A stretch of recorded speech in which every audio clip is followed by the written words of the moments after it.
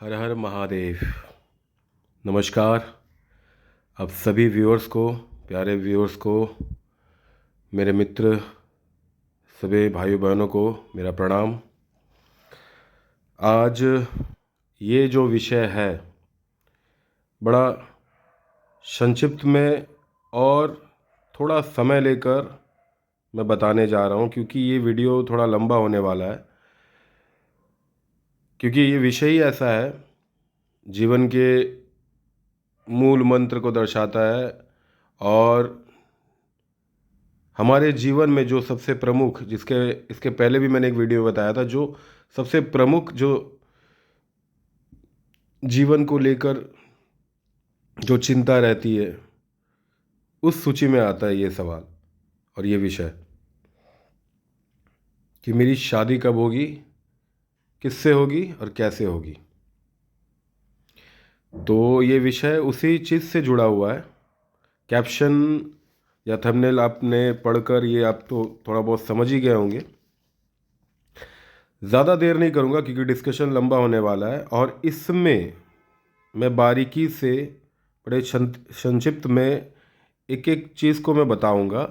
यहाँ मेरी आपसे एक अरदास है, एक गुजारिश है कि इस वीडियो को ध्यान से देखिएगा।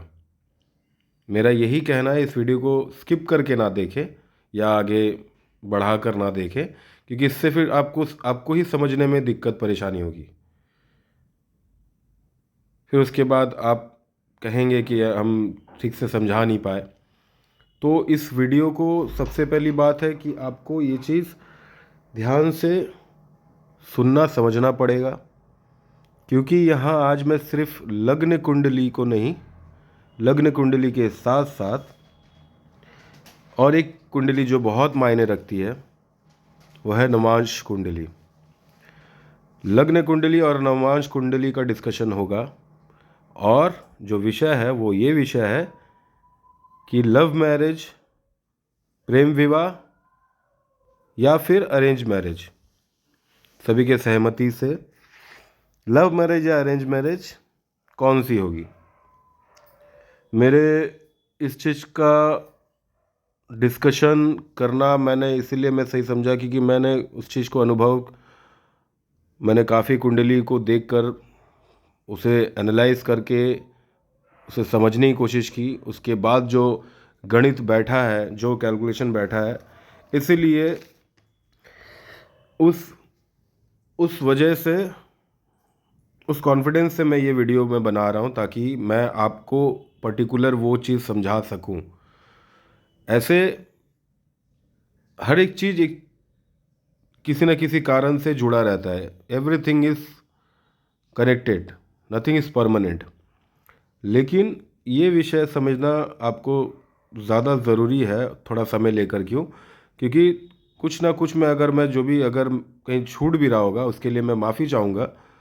तो आप उस चीज़ को बाकायदा आप भी अपने तरफ से उस चीज़ को देखकर एक्सपीरियंस करके आप समझ पाओगे कि मेरा कहना ये सही है कि नहीं। ठीक है? काफ़ी कुछ एक्सप्लेनेशन मैंने इस तरीके से मैंने थोड़ा समय लिया हूँ मैं, जो कि मैंने पहले ही कहा।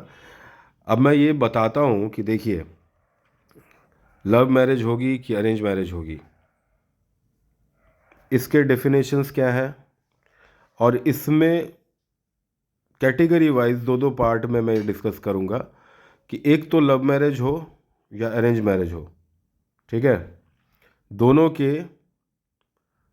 के सूची में एक बात आ रही है कि किस तरीके से होगी और सहमति से होगी कि नहीं होगी। दोनों पार्ट में डिस्कस करूँगा।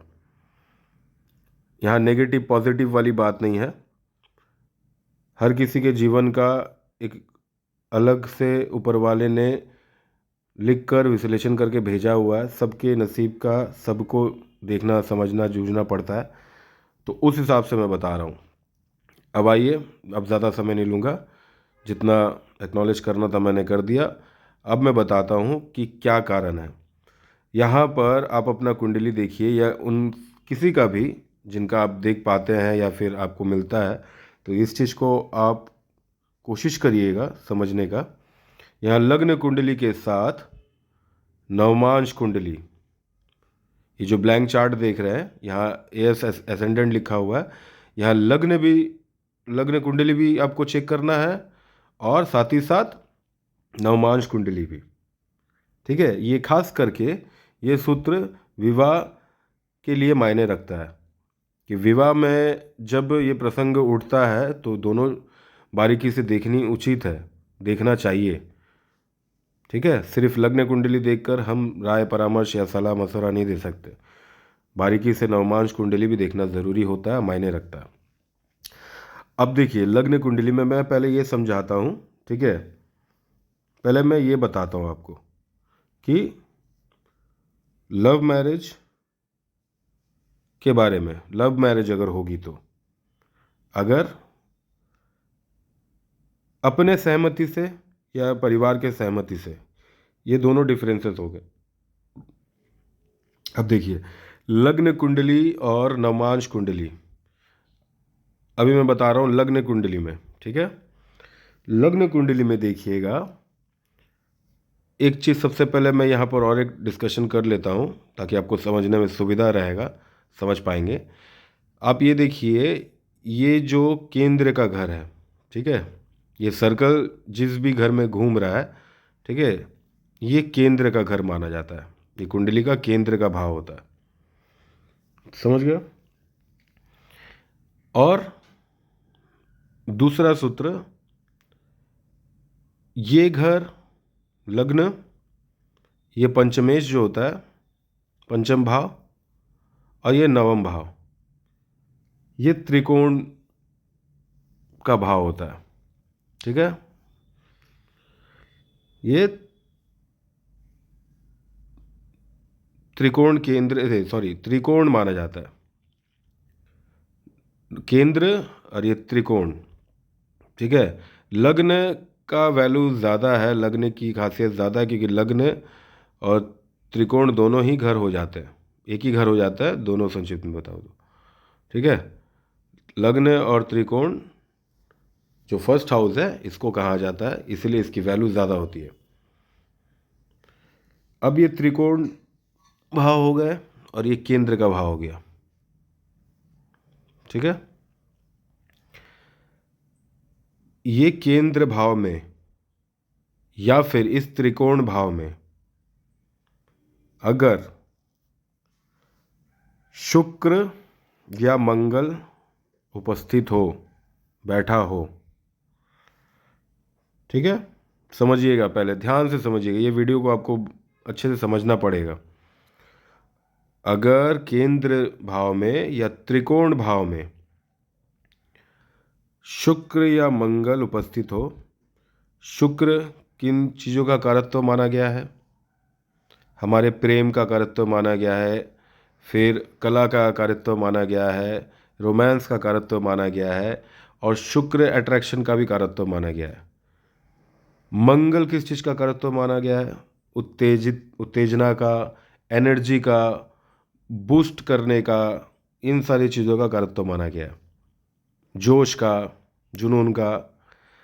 तो विवाह में या फिर दो जोड़ी का मिलन होना, इन चीज़ों में क्या ज़रूरत पड़ती है? एक अट्रैक्शन, और साथ ही साथ उस चीज़ को निभाने के लिए वो एनर्जी, समझ रहे हैं? तो शुक्र मंगल बहुत और एक्चुअली में मायने रखते हैं विवाह के प्रसंग जब आते हैं। तो ये दोनों ग्रहों को देखा जाता है, इसकी नापतोल की जाती है कि कहाँ है, कैसा है।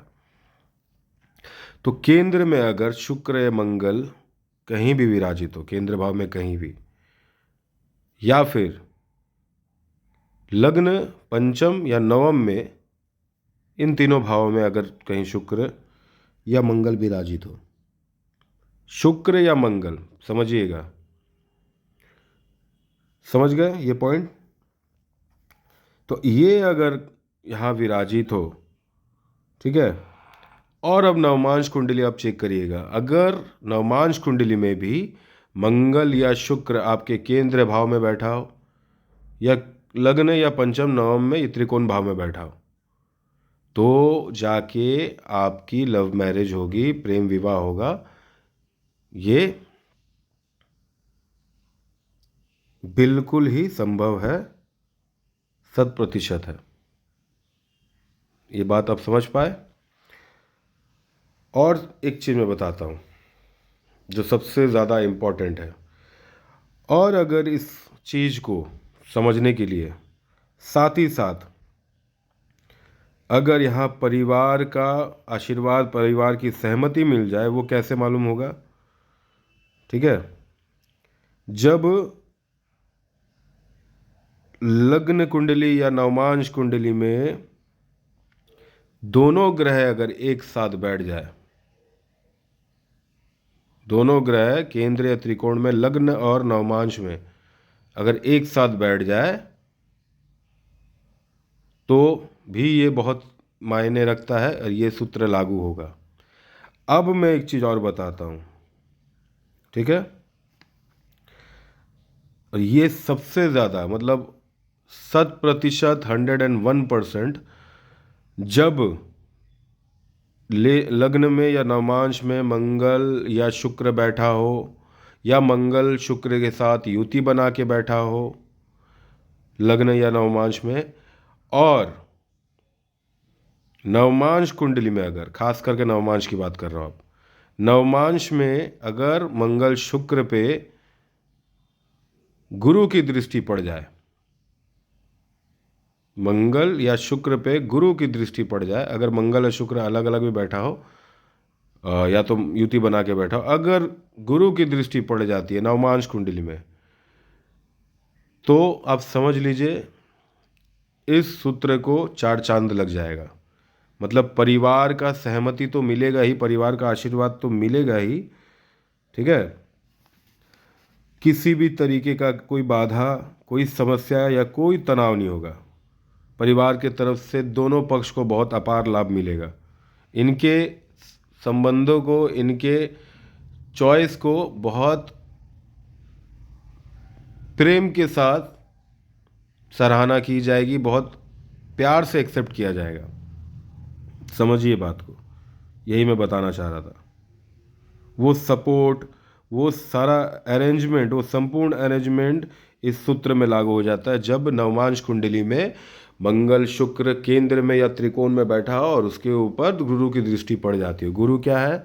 गुरु ज्ञान का कारकत्व रखता है, गुरु चीज़ों को बढ़ाने का कारकत्व रखता है। जैसे परिवार बढ़ता है तो गुरु की ज़रूरत पड़ती है, ठीक है? जब एक बालक, एक बच्चा जन्म लेता है तब गुरु की ज़रूरत पड़ती है। मंगल शुक्र तो अपना काम कर दिए, उसके बाद गुरु की ज़रूरत पड़ती। तो ये कारण है, जब मंगल और शुक्र दोनों ही केंद्र में हो या त्रिकोण में हो, बैठ जाए जाके, तो गुरु अगर वहाँ दृष्टि दे, ठीक है, गुरु वहाँ दृष्टि दे और गुरु अगर बैठा भी हो तो भी मायने रखेगा ये सूत्र। गुरु साथ में भी अगर बैठा हो तो भी मायने रखेगा। तो लव मैरिज के चांसेस 101 नहीं, 1001% कन्फर्म है, वो भी पूरे सहमति के साथ। अब मैं एक पार्ट बताता हूँ, दूसरा पार्ट लव मैरिज का। अगर आप इस वे में लेंगे कि अपनी सहमति या घर वालों की सहमति मिलेगी नहीं, अभी मैंने बताया कि लव मैरिज होगी और परिवार के सहमति के साथ होगी। अब मैं बताता हूँ दूसरा पार्ट, ठीक है? जब लव मैरिज तो होगी लेकिन परिवार का सहमति नहीं रहेगा, ये कैसे होगा? अब देखिए, से मंगल और शुक्र दोनों दोनों यही दो ग्रह मायने रखते हैं प्रेम विवाह में, ठीक है? यही दो ग्रह मायने रखते हैं। अब मंगल शुक्र बिना परिवार के सहमति का कारण बताने जा रहा हूँ अब, कि परिवार की सहमति नहीं रहेगी, बहुत झंझट होंगे, बहुत झमेले होंगे। सुनते होंगे आप कोई ना कोई केसेस में या कुछ भी देख रहे होंगे कि घर, मतलब घर से निकाला हो गया, ये सब कुछ, बहुत कुछ। तो ये मायने कब रखेंगे? जब मंगल और शुक्र, अब देखिए और एक चीज़ बताता हूँ, कुंडली में ये तीसरा जो भाव होता है, छठा जो भाव होता है, अष्टम जो होता है, 12वां जो होता है, ये त्रिक भाव माना जाता है। 6, 8, 12 तो त्रिक भाव है ही, 3 को भी गिना जाता है। इसके आसार कुछ कम होता है, लेकिन मैं फिर भी बता रहा हूँ आपको, क्योंकि ये भी मैंने अनुभव किया है। 3, 6, 8 और 12 में अगर मंगल या शुक्र बैठा हो, 3, 6, 8, 12 में मंगल या शुक्र बैठा हो, लग्न कुंडली और नवमांश कुंडली, दोनों के बारे में बता रहा हूँ। मंगल शुक्र लग्न कुंडली या नवमांश कुंडली में, चाहे वो युति बना के हो, चाहे वो अलग अलग हो, अकेले भी हो, 3, 6, 8, 12 में अगर बैठता है, उपस्थित होता है, विराजित होता है, तब लव मैरिज के तो चांसेस होते हैं, लेकिन सहमति नहीं होती है परिवार की, या बड़े झंझट झमेले या ये नाना तरीके के ये सारी चीज़ें होती है। बहुत परेशानियों से जूझ कर आगे निकल के फिर अपने इच्छा को मंजूरी देनी पड़ती है। समझ रहे हैं? लव मैरिज होगी, लेकिन अब अगर सहमति मिलेगी भी तो बहुत दिनों बाद, बहुत सालों बाद जाके, लेकिन ये परेशानी से जूझना पड़ेगा ही। परिवार की सहमति नहीं मिलेगी। जो पॉइंट पे डिस्कशन चल रहा है कि लव मैरिज होगी कि नहीं, और लव मैरिज के जो पार्ट है, ठीक है, सब पार्ट जो है कि सहमति के साथ होगी कि नहीं परिवार के, या परिवार के सहमति के बिना होगी। तो मैं भी परिवार के सहमति के बिना वाला मैं बता रहा हूँ कि जहाँ परिवार की सहमति नहीं रहेगी। तो 3, 6, 8, 12 में जब मंगल शुक्र अगर युति बना के भी बैठे या अकेले अकेले भी बैठे, तो ये प्रसंग उठ के सामने आएगा, दोनों में, लग्न और नवमांश में। अब देखिए, इस पे जो घटना घटित होगी, जो कि इस पार्ट के लिए इस चीज़ के लिए नेगेटिव पार्ट है, जब नवमांश कुंडली में 3, 6, 8, 12 में अगर मंगल शुक्र के साथ राहु बैठ जाए, मंगल शुक्र के साथ अगर राहु बैठ जाए, और या तो राहु की दृष्टि पड़ जाए, तब तो विच्छेद करा के ही रहेगा परिवार से। क्योंकि राहु का काम क्या है? भ्रम फैलाना, डिसीजन गलत लेना और तोड़ने का काम है राहु का। ठीक है, ये एक पॉइंट बताया हूँ मैं। और एक चीज़ बता रहा हूँ, ये नवमांश कुंडली के लिए मायने रख रहा है। अगर राहु मंगल के साथ, ठीक है, मंगल के साथ द्वितीय भाव में जाके बैठ जाए, नवमांश कुंडली के द्वितीय भाव में, तब ये 100 नहीं 1000% कन्फर्म है कि परिवार के बिना सहमति के वो अपने इच्छा अनुसार आगे बढ़ेंगे, करेंगे शादी विवाह। इसमें किसी की भी रजामंदी नहीं रहेगी, किसी की भी नहीं। वो अपने ज़िंदगी का, अपने मतलब विवाहित ज़िंदगी का व्यापन वो अकेले ही करेंगे, परिवार के बिना करेंगे। घर से रिश्ता टूट जाएगा, घर से रिश्ता तोड़वा देगा जब राहु मंगल के साथ यहाँ बैठ जाएगा, तो नवमांश कुंडली में। समझ गए आप ये बात? ये रहा लव मैरिज के बारे में मैंने बताया, प्रेम विवाह का क्या प्रसंग होता है, क्या डिस्कशन होता है, वो मैंने बताया आपको। अब चलिए आइए अरेंज मैरिज के बारे में। जैसे कि मैंने पहले बताया कि वीडियो लंबा हो जाएगा और ज़्यादा टाइम नहीं लूँगा। आप लोग को भी कहीं ना कहीं ये चीज़ खटक रहा होगा कि नहीं पूरा डिस्कस, मतलब ये कह रहे हैं, जो भी हो। चलिए अब अरेंज मैरिज के बारे में बताता हूँ। अरेंज मैरिज में देखिएगा, जब मंगल शुक्र, सेम वही बात, लग्न और नवमांश, लग्न या नवमांश में मंगल के साथ, केंद्र या त्रिकोण में मंगल के साथ द्वितीय भाव का स्वामी जाके बैठ जाए, ठीक है। और अगर मंगल उच्च होके बैठा हो या शुक्र उच्च होके बैठा हो, ठीक है, उसके साथ अगर द्वितीय भाव का स्वामी जाके बैठ जाए, सेकेंड हाउस का स्वामी, ठीक है, तो अरेंज मैरिज की पूरी संभावना रहती है। ये लग्न नवमांश दोनों के लिए मैंने बताया।